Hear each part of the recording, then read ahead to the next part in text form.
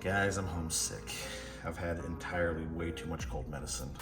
I was intending on making a video about fletching up my arrows, but instead, I figured what's a better time than when I'm all foggy brained to start modifying my fletching jig. So I've cut the end of this off, and I've been trying to figure out how to make this sit a little more flush, a little better to my arrows. I'm currently shooting gold tip hunters / warriors. They're the same arrow. They're standard diameter 246.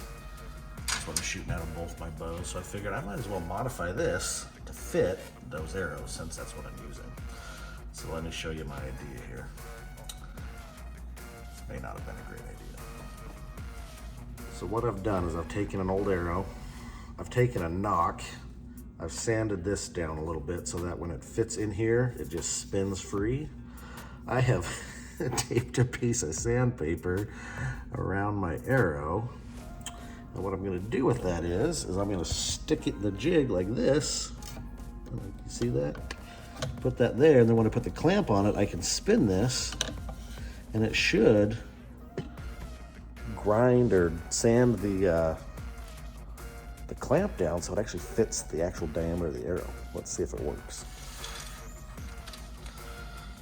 Now, obviously, I'm not gonna just do this by hand. We're gonna do it with power tools. So I've got the arrow in there.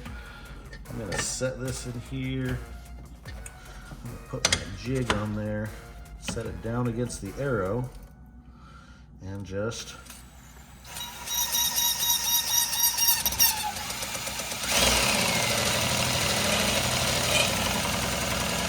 keeping a little pressure on it so that it's actually, you know, working down the surface of this jig.